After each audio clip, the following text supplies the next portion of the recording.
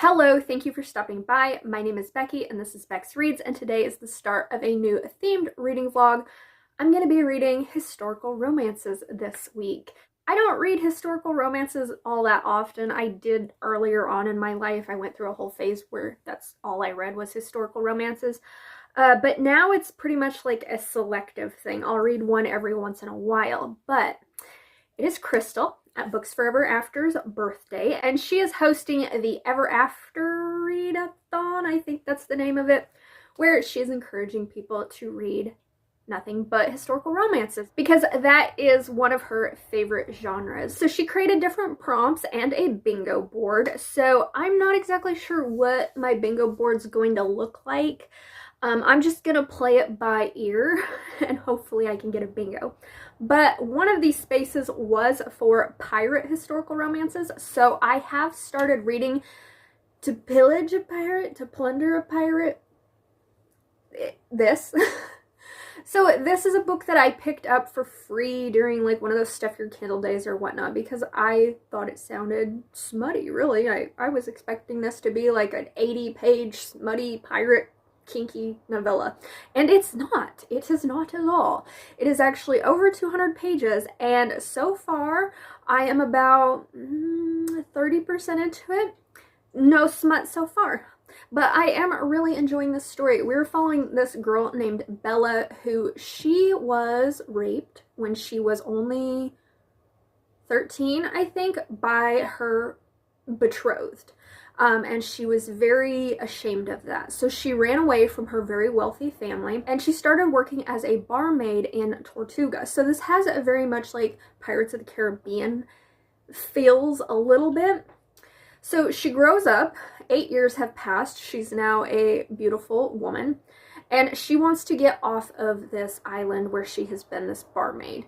But she doesn't want to go back to the island that she ran away from because her betrothed, who is now a grown-ass man, is still there, and she doesn't want her family to know that she is a ruined woman. But she ends up getting fired from her barmaid job because she kicks one of the patrons' asses who tries to assault her. And she talks her way into allowing the infamous pirate Donovan, we're going to say that's his name, but she talks him into letting her board his ship. He is known as the Robin Hood of the Seas. He steals and plunders from the rich folk and he helps poor folk. So he's seen as the villain of the story, but really he's the good guy of the story. He unknowingly takes her back to the island that she ran from, where her wealthy family is, and he enlists her to pretend to be his bride so that they can distract her rich family so that his crew can steal from them.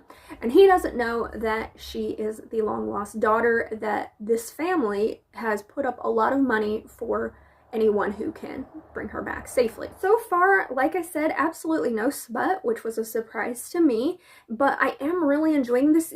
The only thing that kind of annoyed me was this author really likes to emphasize the fact that she ran away when she was 14, and it's been 8 years later. She mentions that several times in just the short amount of time that I've been reading, and I'm like, I get it. She's 22 years old at this point.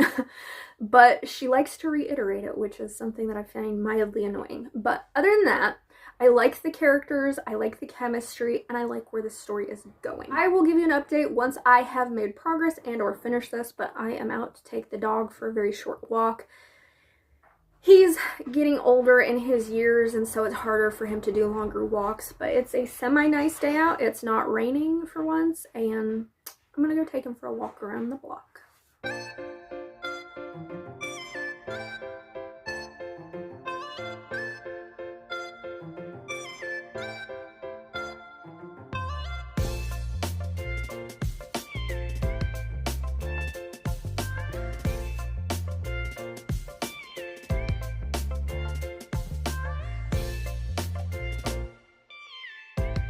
So I finished reading To Pillage a Pirate, and I liked this one. I liked that it was a slow build-up into their romance. I liked that our main character, Arabella, was a very feisty and resilient character. I liked that she was adventurous.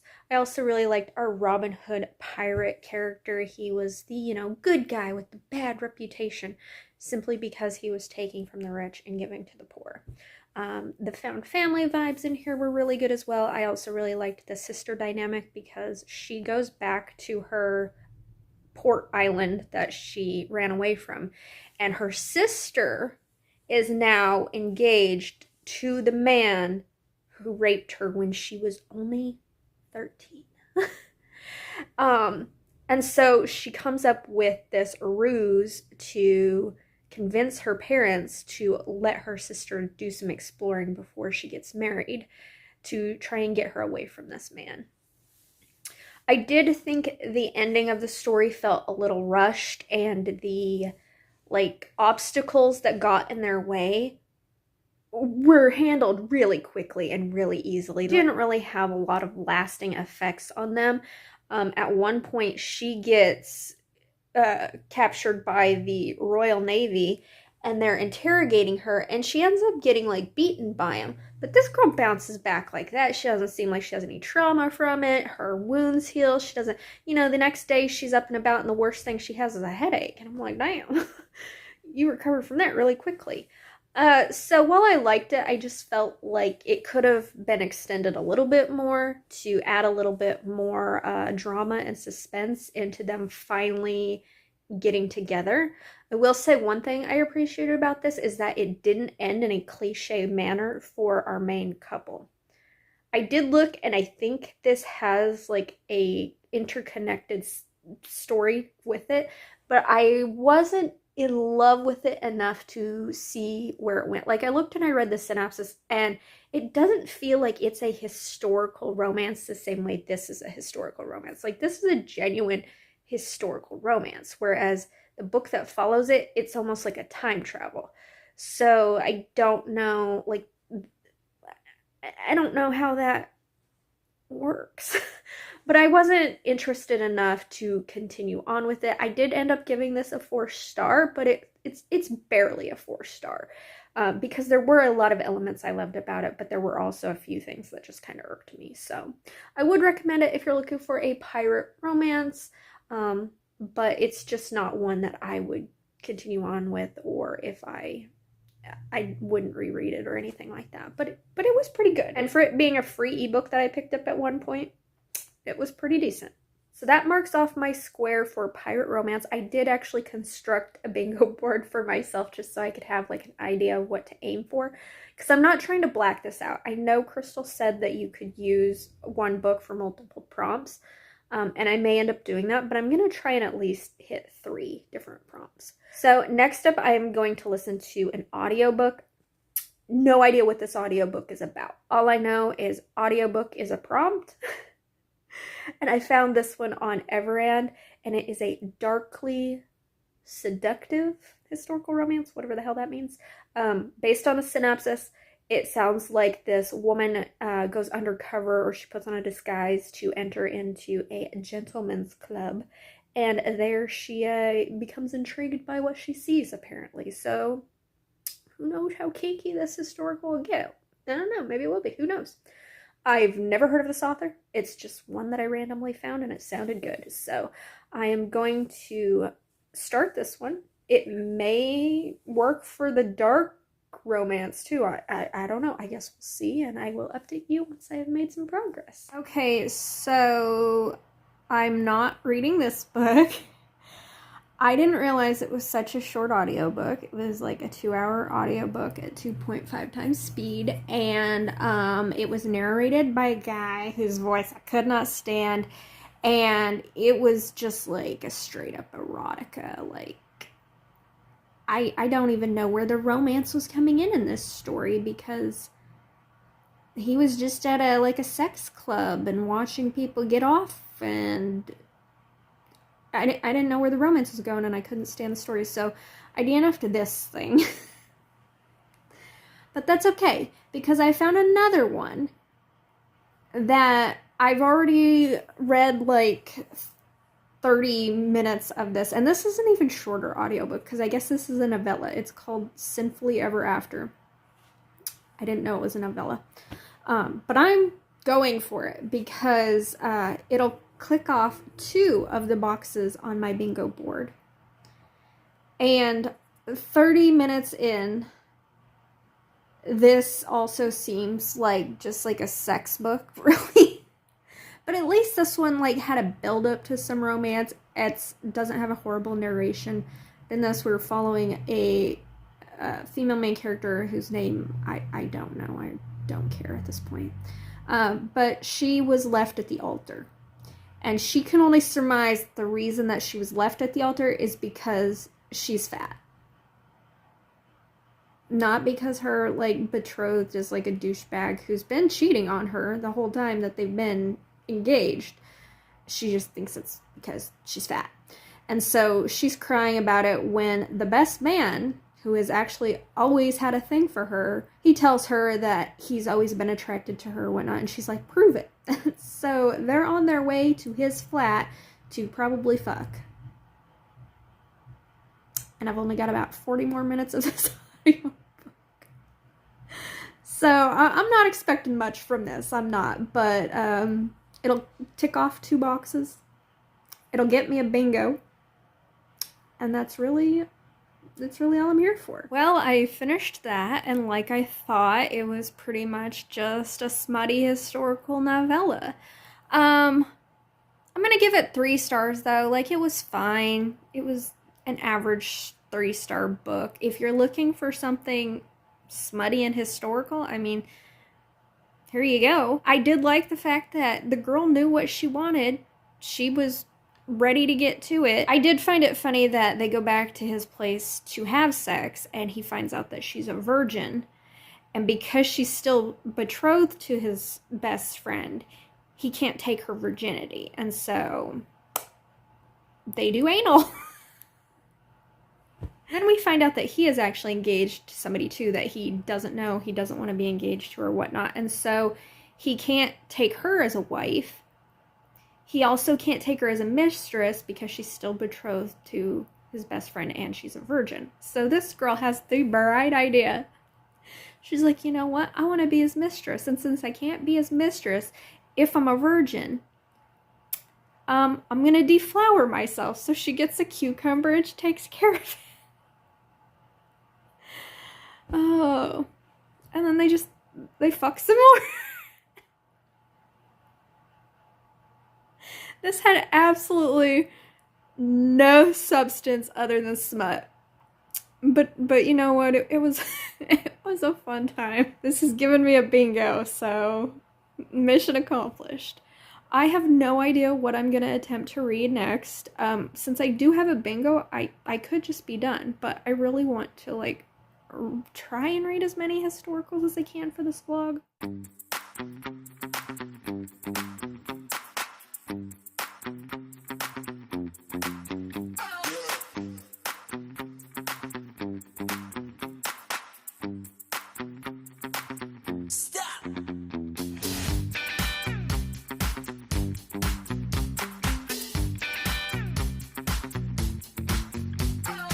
Just going to be the location for this vlog.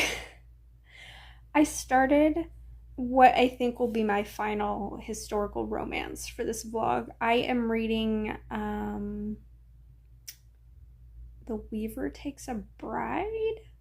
This book right here. It's one that I got for free, and I don't know, it seems cute. So I'm about 23% into this right now, and it is about this very wealthy man who, he comes from very humble beginnings, but he has a lot of money, and he's not very, like, cultured or anything like that. And he is at this play where he sees across the way this very beautiful young woman, and he is immediately like, her, I'm gonna marry her. And his friends, who are much more well-bred, are like, okay, sure you are, dude. But he goes over there, he introduces himself to her or whatnot, and she is known as this very, like, ice queen young woman. She has a very sharp tongue. She doesn't fall for people's BS. And so she's 21, so, you know, she's well past marrying age. She's almost a damn spinster. But her father has a gambling problem, and they are about to lose all of their wealth. So when this man named Ethan, he shows up to her father's house the next day, and he's like, I want to marry your daughter, and I will pay you to marry your daughter. And he's like, this is how I'm gonna fix my gambling debts. So she is forced into this arranged marriage with a man who she's not attracted to. Despite him being wealthy, he just doesn't fit into her upper class, staunchy society. He wears really expensive clothing, but they're all ill-fitting. He talks with an accent, so, you know, she's just not into that. So they just got married, and they are now living together, and he's given her 6 months to get to know him before they consummate their marriage. And in that time, he says he's going to try and woo her. So far, I'm liking it. I really like this whole, like, stuck-up rich girl and this down-to-earth rich boy. We'll see. We'll see how their chemistry goes. But so far, it's cute.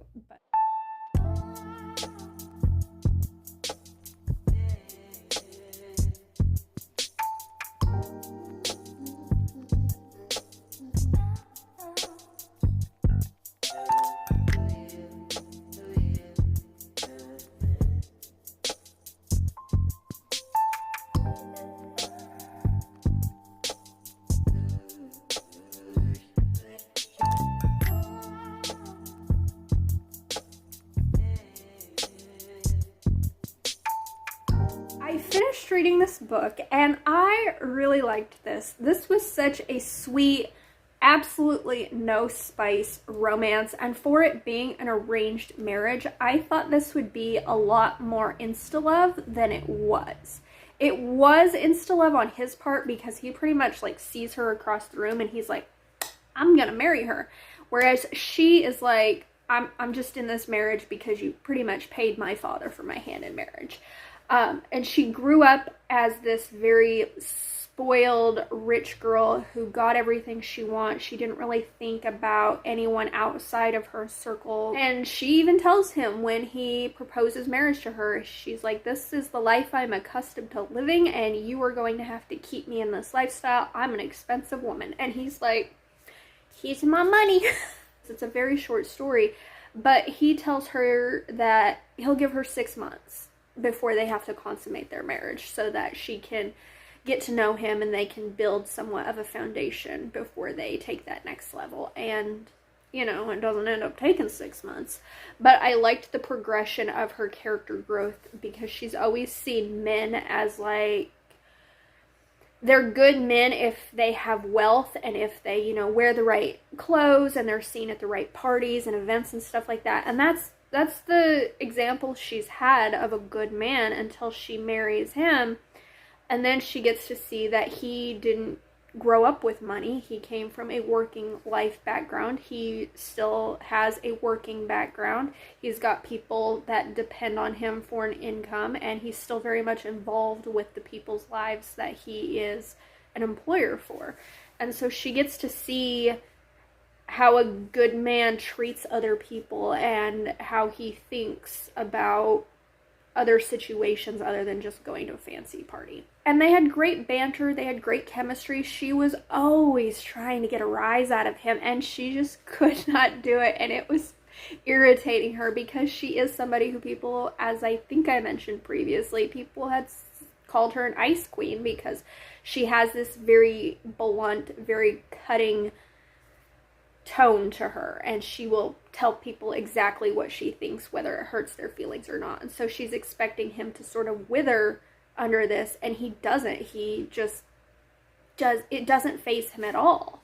He just goes with it, and she's just amazed that she can't cut this man down to size. I also really appreciated that this didn't have a third act conflict to break them up. There is something that happens in the third act, but him being so smart, he looks at it through her eyes and he examines the situation for what it is, and he's like, okay, this is the situation, let's move on.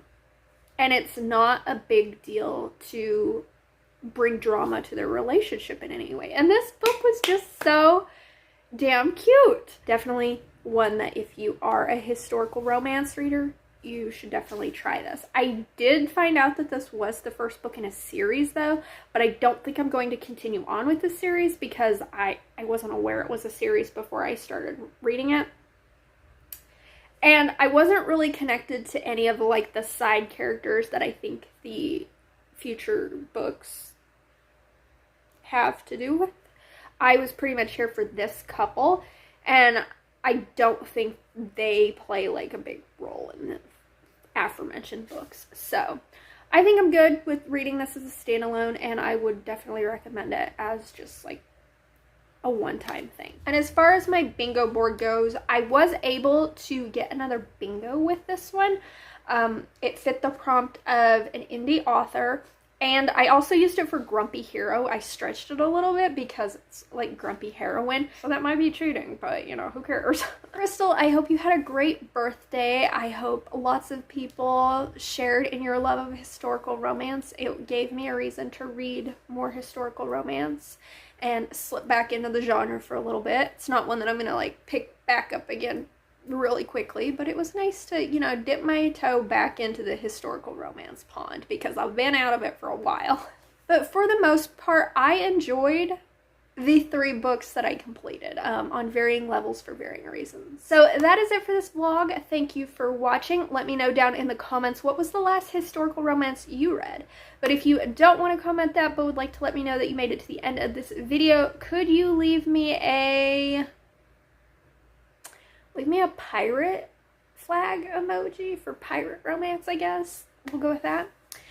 And with that, until my next video, I will talk to you later. Bye.